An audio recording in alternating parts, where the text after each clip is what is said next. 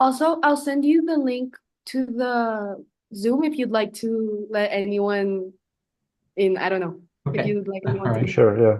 Yeah. Um,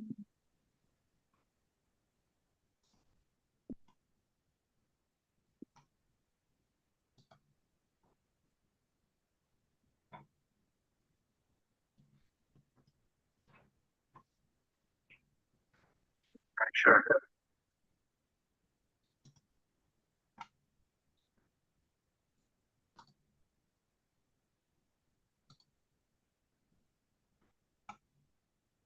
Buenas tardes a todos. En un momento vamos a esperar unos pocos minutos más hasta que se conecten otras personas.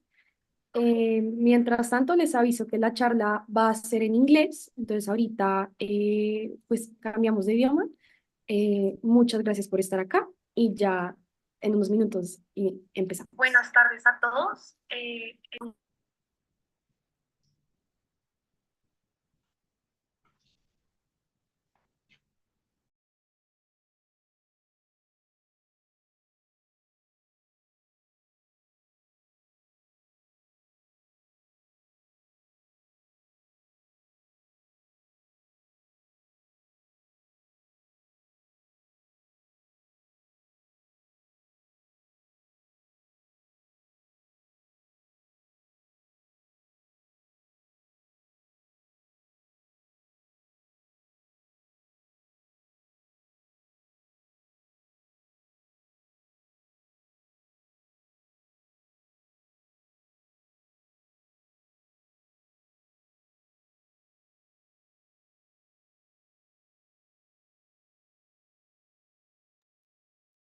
All right, I think these are all the people we have right now. People will start to come in.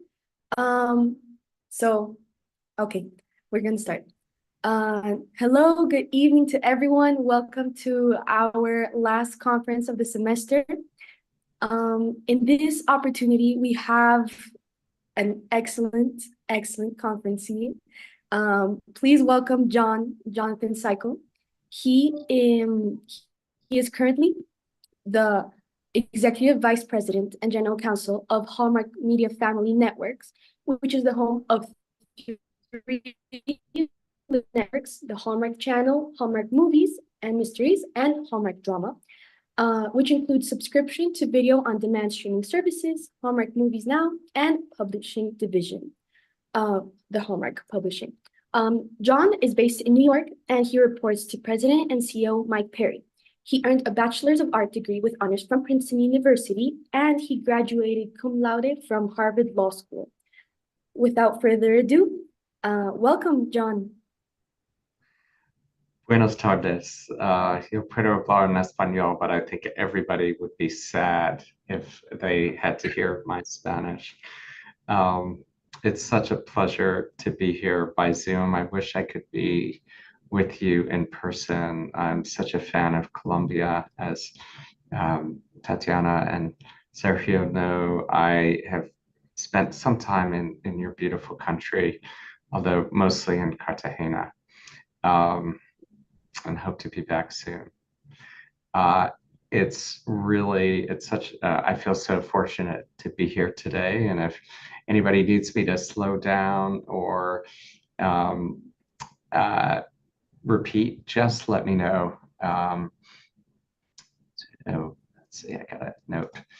But in any event, welcome to everybody tonight. I appreciate your time. I am here in New York City right now, where the weather is really nice. And I am the only one in the office right now because it is 7 o'clock, but that's no problem at all.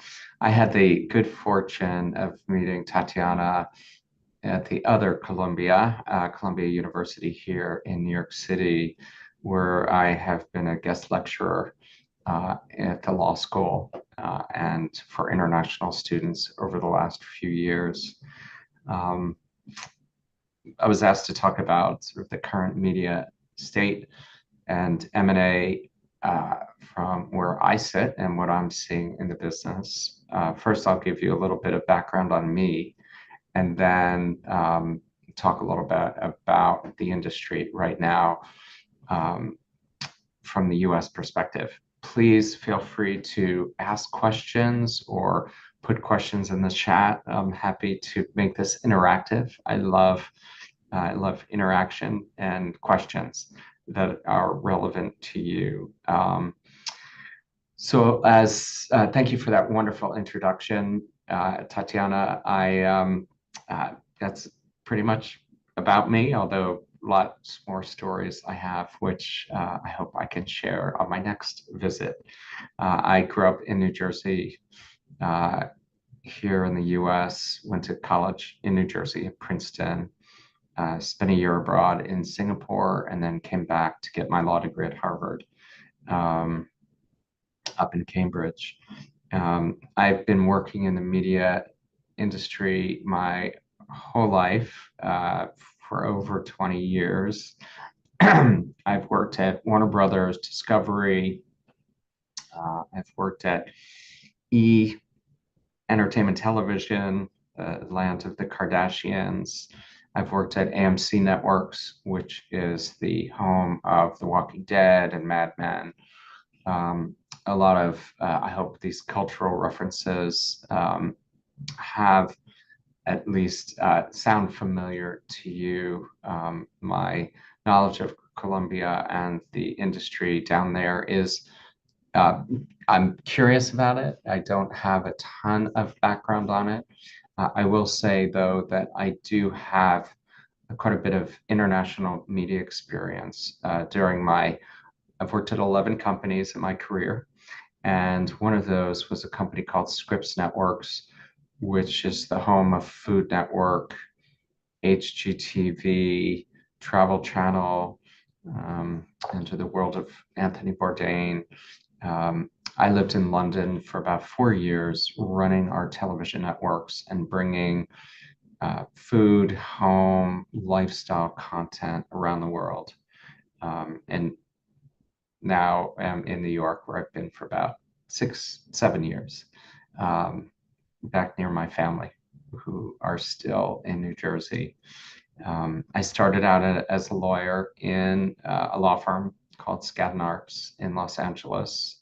I lived there for 7 years, right in the heart of the media and entertainment business. But I'd say New York, the East Coast of the US, is my home. I've lived in DC, I've lived in Boston. But for now, I hope to be here. I also have kids in the New York school system, so trying to keep them settled. I have worked in a number of companies that have gone through mergers and acquisitions. Scripps, where I worked, was acquired by Discovery, and then Discovery acquired Warner Brothers. I have very close ties to my colleagues over at Warner Brothers, and also to other big conglomerates like Paramount. I actually went to college with the general counsel of Paramount, so have gotten a good sense of what life is like at that company.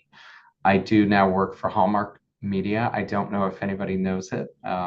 We make a lot of happy romantic movies that we do sell around the world. They're pretty standard fare. They appeal to all ages.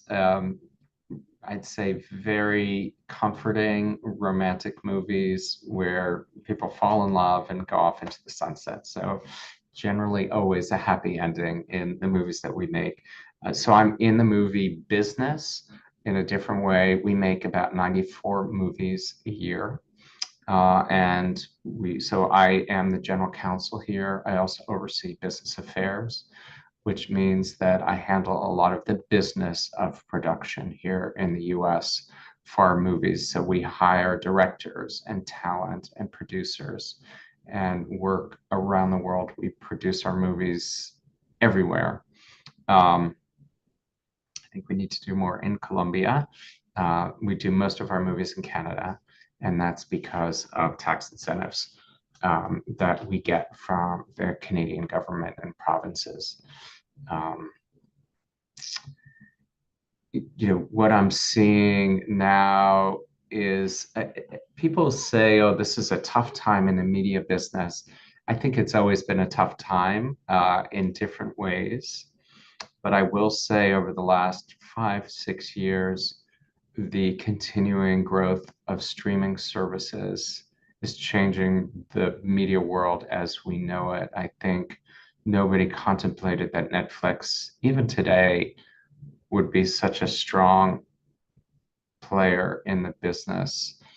Nobody contemplated that Apple or YouTube, which is the #1 video platform here in the US, and I imagine across the world in many places, that viewing habits would change so drastically that the ability to create and distribute content would be so much more available to content makers than they were 15 years ago, 10 years ago, when you had broadcast networks and cable channels.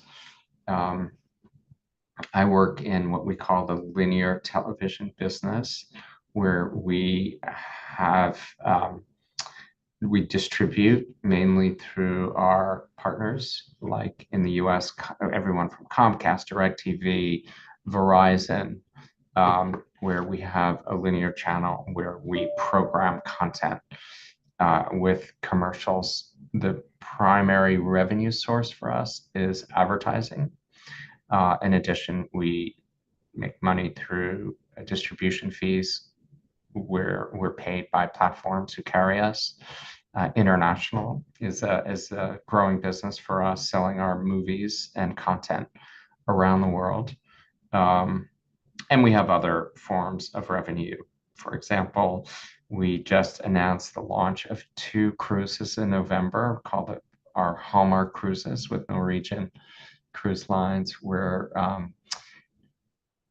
fans of Hallmark can go on the boat, they'll see movies, they'll meet talent, and they can have a Hallmark experience.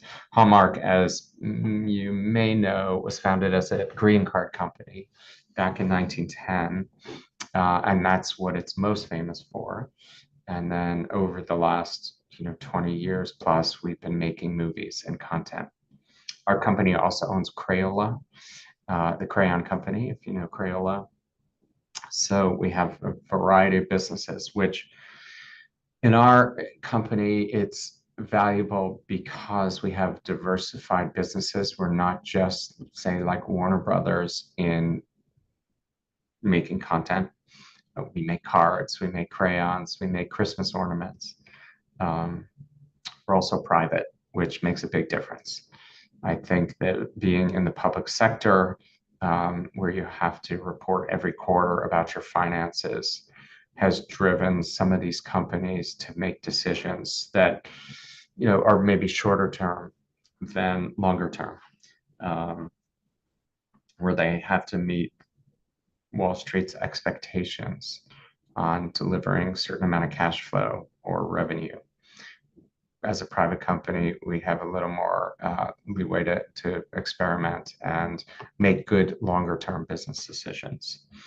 I'm not sure how much you all follow the US media industry, although I suppose it has effects across the globe. When you think about the old traditional media conglomerates like Warner Brothers, like Paramount, like Disney, I think that everybody is in a bit of a questioning mode, is an easy way to say it. It does feel a little bit like chaos. When you look at bundles, when you look at where now Netflix is being bundled with other streaming services to try to capture more of an audience. Paramount right now is going through a lot of sale discussions. Paramount has been one of the oldest media companies in the US, and it's been on the block for a while. There's been a lot of private equity in the market looking at it. There's been a lot of discussion about breaking it up. I think this all stems in part from the growth of Netflix, for example. You know, nobody expected it to be as successful as it is. And I think that that's pretty obvious, but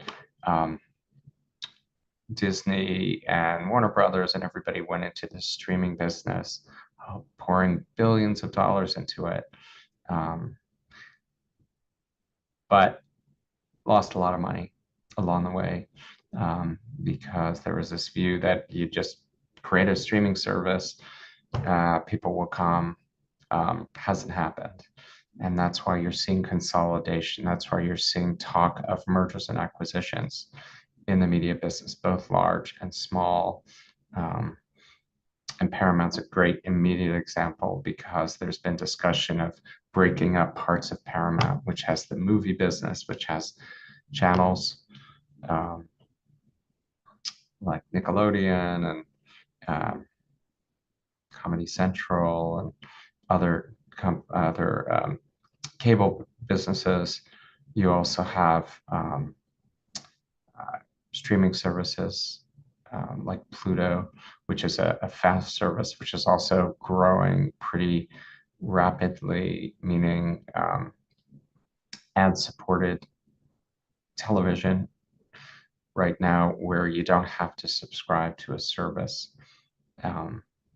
Everyone's being forced to try new business models. We are certainly here. We have our own smaller streaming service called Hallmark Movies Now, because we have to go to where the consumers are. And that means whether you subscribe to a linear cable service or whether you just want to go to your computer and get Hallmark movies on demand, we really have to look at different business models. Whereas 5-6 years ago, we were doing very well primarily from our linear channels and from advertisers. Right now, we're seeing a softer advertising market, in part because of the economy over the last few years, but also because there's so many more places for advertisers to go to get a large population of people. So the future of our business as we know it is unknown.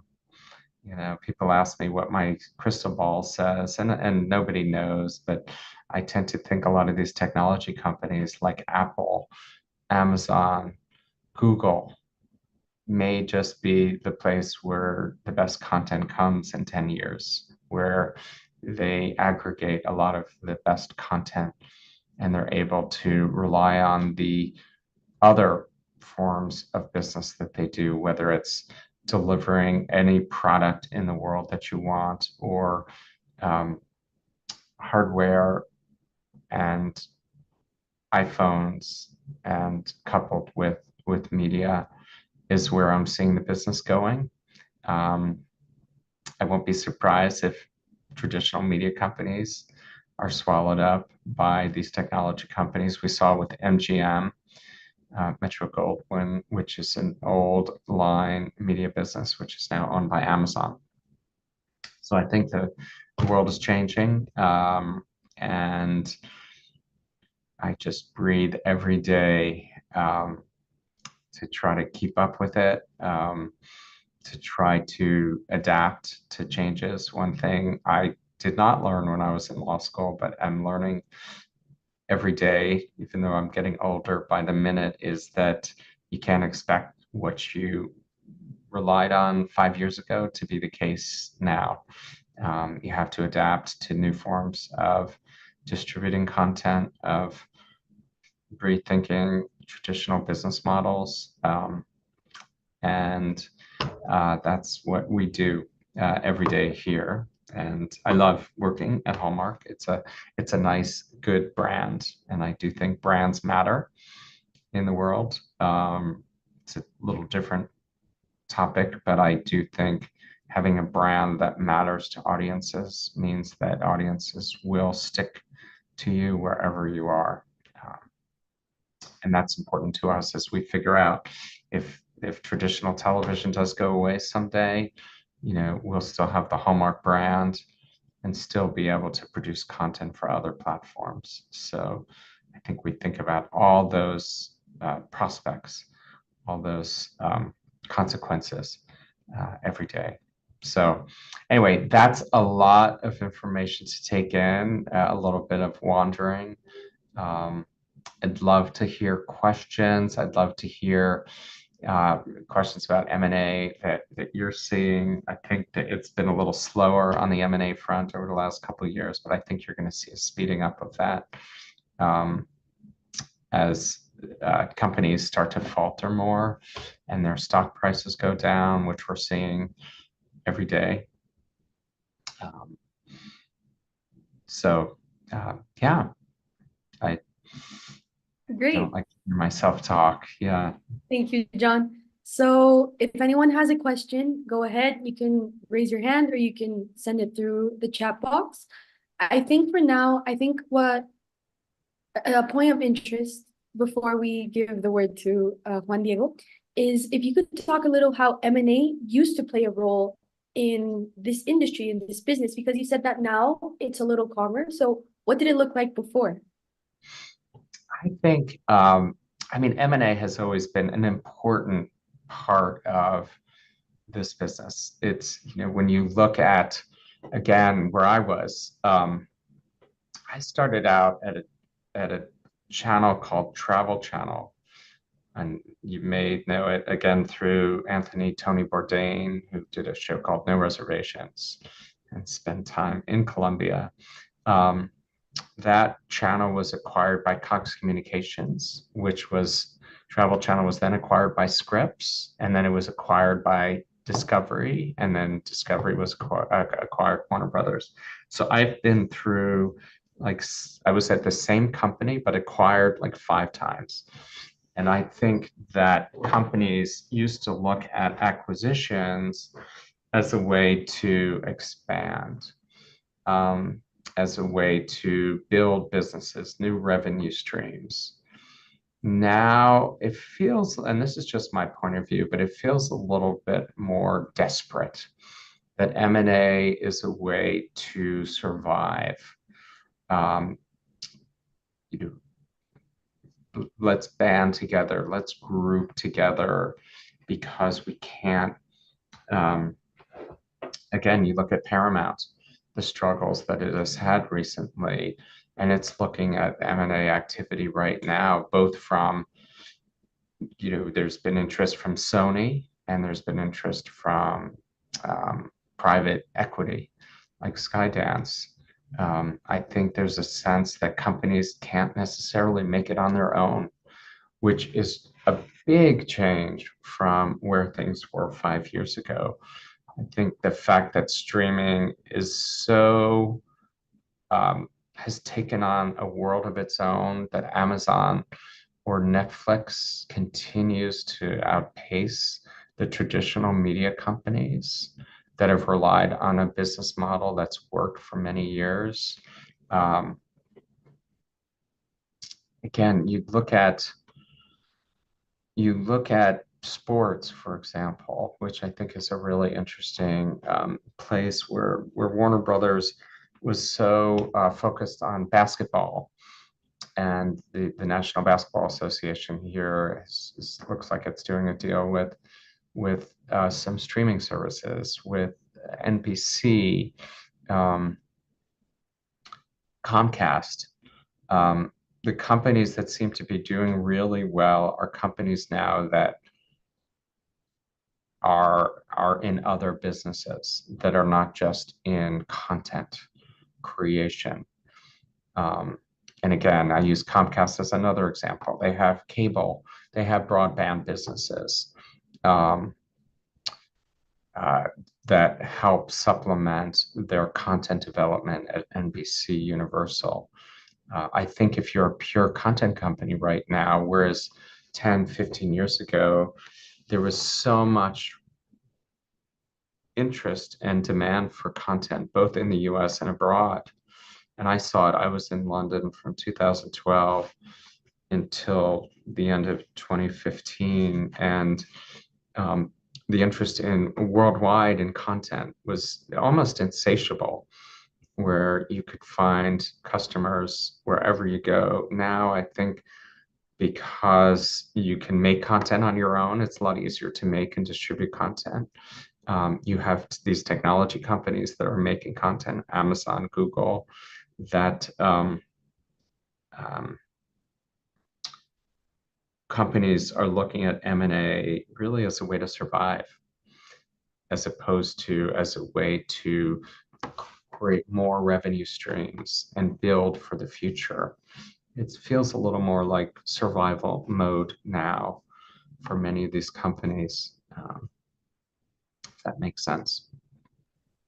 That does. That's really interesting because thinking of the present, like I think we're just so used to like streaming services now that we don't really think that like how it has changed over the years. Let's take a question from Juan Diego.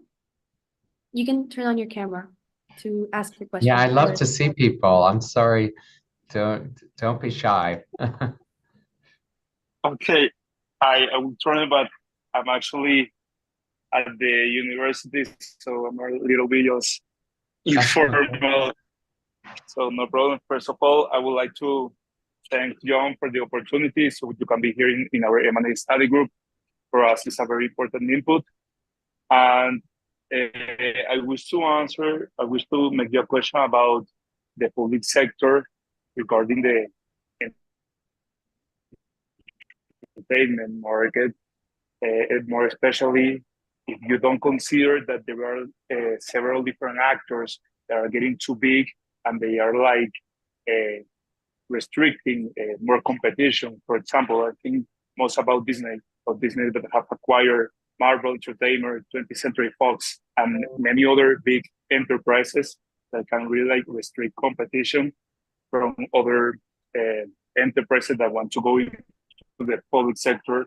So I just would like to know your position in this matter. It's a great question, and good to meet you, Juan Diego. Which university are you at now? Universidad de los Andes. I'm also part of the semillero. Yeah. Oh, great. Well, nice to meet you and see you. It's a great question. We think a lot about, and I don't know enough about Colombia and how that works there, but the public sector regulation is a big factor in a lot of these. Every time there's a big M&A deal here, when Comcast acquired NBC Universal, there was a ton of regulation put in. Right now, if we talk about, say, Warner Brothers and Paramount, there was a time when Warner Brothers was interested in buying Paramount, and there was a lot of discussion about regulation. I think it matters from a number of perspectives. One, it matters in the US who's in charge. We have Democrats and Republicans, and Democrats are much more interested in kind of being much more involved in government regulation, I'd say, than Republicans. That said, I think everybody believes that if you have too much control in the hands of one company, it can really affect our political process.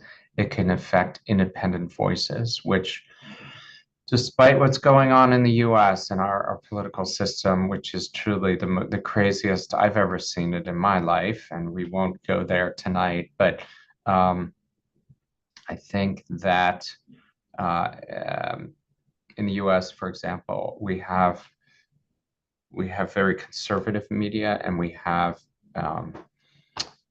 more liberal, progressive media, and there is a value in trying to keep independence in our voices here in the US. I think there's less regulation now than there was because of how much harder it is to survive as an independent company now. So I think regulators have eased off the pedal of monopolies than they have, say, 5-10 years ago, because there's much more of a struggle to survive for companies that you would never have thought would have a challenge. Even Disney right now, which is such a strong brand, they've been struggling over the last year. And I think the government has felt that some of these combinations are important to keep these businesses, Marvel or Pixar, or to keep them alive. I think you have less regulation now because there's a fear that a lot of these companies are going to go away if they don't merge. But there's still a hand. I mean, there's still, and I feel good about that, there's still regulation enough to make sure that independent voices, independent programmers exist. Hallmark is an independent programmer right now, and we could be squashed if we're not careful.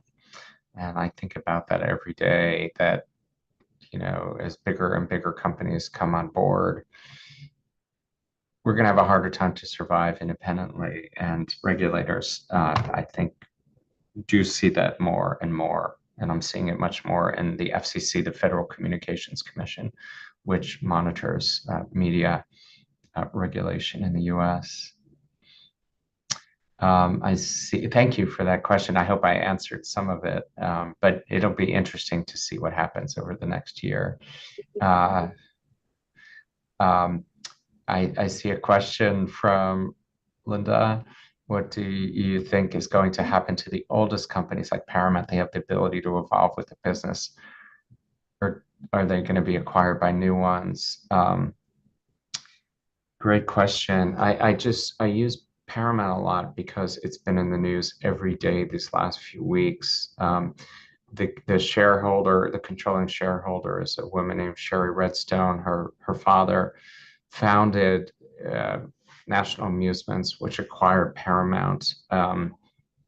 They're really struggling. One thing, and I don't know if it's the case in Colombia, but one thing I find here is that there's a lot of layoffs. There's a lot of job eliminations, more than I have ever seen before, because companies are trying to manage expenses, which is sad because usually, you know, there's a lot of more investment in companies. But Paramount just announced that they are going to be doing a lot of layoffs. So the oldest companies like Paramount, they try to evolve with the business, but they haven't succeeded, really. You know, they have Paramount Plus. They have a big broadcaster, CBS, in the US. They have Showtime, which almost does not exist anymore. And when you look at the activity going on with Paramount, they can't exist in the long term, being independent. I think Warner Brothers is, you know, they have $43 billion in debt. I don't think they can exist long term on their own. I mean, I'm just guessing right now, but I don't think there's a safe harbor to the oldest companies not to be acquired. I think controlling shareholders recognize that you know, poison pills or other things just won't work nowadays. And there's going to have to be a collapse of these businesses. Like I said, I wouldn't be surprised if a company like Apple, who of all the technology companies has just dipped its toe in the water, comes across over the next years and decides, with all the cash they have on hand, that they do want to buy parts of companies like Paramount, maybe a studio, maybe the broadcast network. But it's a little bit grim right now, more grim than I've seen it. But the good news is that the world needs content. The world will always want content. It'll just look differently. It'll be sold differently. I think the way we sign up in the US for a channel and we just sit back on our sofa and we watch whatever is brought to us. It's probably going to change in a more on-demand world. I also think that the business models are going to change right now, and I'm sure it's the same way in Colombia. You have like 20 different streaming services that if you want to get different content, you have to sign up for so many. And it's getting really expensive. And I think at some point, consumers are just going to revolt. We're seeing a lot more bundling of services now, whether it's Apple and Netflix, and where it's an interesting new model where you pay one price and you get a bunch of these services in one. So these individual media companies are partnering to try to create the way the world used to be. You pay one price and you get a lot of different content from different sources. And so we're seeing almost a return of the old ways here. So it's fun, it's scary. You know, this is the business I know. I want to keep doing it for as long as I can, but I know my job is going to change at some point, and I have to be ready for whatever that is. So great questions. Thank you, John. I think following up on what you were saying, I wanted to know like what implications would this have? You know, like big companies like Disney are acquiring so many other ones to kind of like maybe to save them from going bankrupt or from like losing their position in the market, but also like what implications would this have, you know, for competition in like a healthy competitive market? And then we'll give the word to Mariana. Yeah, great question. I was thinking today, and I don't know if this is true. There's somebody told me this. Chorus. I don't know if you guys know Chorus. Chorus is a big media company in Canada, which I just heard is looking at bankruptcy. It's been a big partner of ours for Hallmark, for HGTV, for Discovery in the past. You know, companies are buying different platforms. They're certainly doing that to diversify. Again, Paramount bought Pluto. Disney's diversified enough. They're still losing, you know, they've had some of the worst financial outcomes in the last few quarters than they've had in years. I think that's because they put so much money into their streaming platform. I do think you're seeing companies, there's still a lot of M&A activity in technology. I think companies like Disney buys, you know, they bought a while back BAMTech, which is a streaming technology company. So no doubt, there's a lot more opportunity, both in the US, but also internationally and globally. And I think there always will be an opportunity to grow beyond the US for these companies. You know, the world, I think, is facing the same issues that the US is facing with what we called cord cutting. I think social media companies are going to be acquired again. You know, there was a big run up to social media companies taking over. I think that's drying up a little bit, but I think there's always an opportunity for companies to diversify, to expand. I have a friend who has a social media business who's in talks to be acquired by Amazon. So they're going to continue to acquire businesses. I think entrepreneurs can do well. I also know that a lot of production companies that I work with many, many production companies. You know, with the content pipeline drying up, they're closing. You know, there's not as many opportunities, but I also feel like we're in a bit of a dry spell now. But I think in a few years, it will all shake out, whether it through acquisition or whether through consolidation, and there'll be great, great content is going to be made. Right now, I look at YouTube, the #1 platform here in the US for video consumption. I think it'll be really interesting to see what they do, what Google does over the next few years in this space. So it's constantly moving, and I would be so happy, by the way, for to continue this conversation after tonight. If anybody wants to connect with me on LinkedIn, or I can ever be of help or give you additional insight in what I hear away from this conference tonight, I'd be so happy to do that. Thank you so much, John. There's one last question. Do we have time for one final question? Yeah, sure. Perfect. Mariana, go ahead. Hi, John. Thank you for this time. I just wanted to ask you about, you were saying that this last 5 years, there hadn't been a lot of mergers recently, but like there's a lot of talks of mergers coming up recently, and I just wanted to know if this is something that has been building up, or if it's like something new that is happening to companies, like what's happening right now that's making for like mergers to be a big thing again. Great question, Mariana. Nice to meet you. I think it's, I think business is always going to operate fundamentally the same way. You either invest in mergers and acquisitions to grow, or you invest in mergers and acquisitions to stay alive. I think that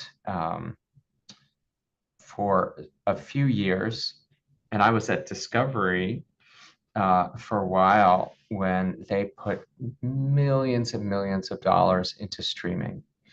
And there was this view that you have to have your own streaming service, that even if it loses money, you have to have it. And I think what has happened in the last year or two is that these companies have put so much money in promotion around content, and it hasn't paid off.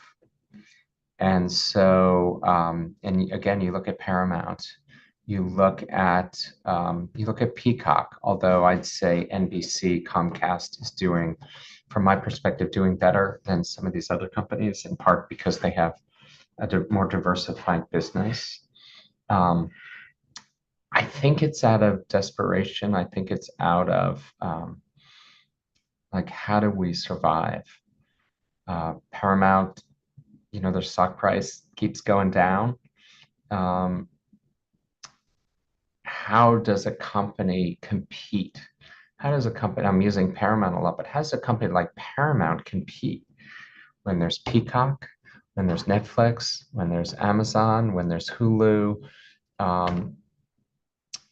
Whereas before, the traditional model was linear cable. You just sell your channels to cable operators here and in the world, and you got paid a lot of money, and there was a lot of cash flow. That's not the case now. So I think there's a lot of searching around, saying, how do we stay alive for the next 10 years? Otherwise, companies are going to shrink. I mean, you look at the stock price of Warner Brothers, 21, it's now down to 8. I haven't seen what it is today, with a lot of debt. Good brands like HBO Max, but still struggling in this competitive world. So I think we're at, I don't know if it's an inflection point, but I think it's where companies we're living high on making content, on streaming, and then it kind of all hit bottom. So I think that drive to stay alive in many ways is driving some mergers and acquisitions. I think technology is changing our mergers and acquisitions, where companies know that they need to be investing in technology to survive. It's a great area. If any of you are interested in technology companies that support media, I'd go there. I mean, being a content company where I've always been in the content business, whether as a lawyer or as a general manager, as a leading the companies. It's fun. It's a really fun business, but it's also a lot harder than it's ever been. So a great question. Let's see, Sergio. Thank you, Mariana. That was a great question. Whether traditional broadcasters came up with streaming services similar to the model developed by Disney, Fox, and Warner in sports. That's definitely the case. You know, I follow sports. I'm not a huge sports fan, but sports is a driving, sports and news in the US, which I'm sure everywhere is a driving factor in success of businesses because people watch them live. And so you have a different viewing model in sports. The cost of these leagues is going up and up. I don't know, I forget the number where Warner Brothers had paid like 1.8 billion for the NBA, and it's going up to 2.5 billion. You know, these costs for these leagues are so much. But I do think, Sergio, to your point, traditional broadcasters are going to have to link up with unexpected partnerships to survive. And I think you're seeing that with Warner, with Disney, with Fox, what we call bedfellows, like people you get in bed with in a non-romantic way, but you have to survive. We're seeing some of that here. Great questions. Thank you. Well, John, we don't have any other questions in the chat, and I don't know if we have more time. You let me know. I'm gonna have to. Thank you so much for coming. We really, really appreciate it. Oh my gosh, my pleasure. Listen, I just am such a fan of the country of Colombia. I've enjoyed meeting you today. I hope to see many of your faces more. Like I said, if you can link into me. I kind of limit my social media presence, but Tatiana or Sergio can always get in touch with me. And if anybody's in New York, please let me know. Would love to spend time with all of you. I travel between New York and Los Angeles, where most of my team is. So I'm in either coast very often. So, well, thank you for inviting me. It's such an honor to talk to you. I wish my Spanish were better, but that's okay. Está bien. Está bien. Yes, muchísimas gracias. A ti. Thank you so much, John. All right, I'm going to sign off. Extraordinary conference. Perfect. Thank you so much. Muchas gracias a todos. Okay, thank you, everyone. I'm going to sign off. I'll let you continue, and anything you need, let me know. Take care. Bye.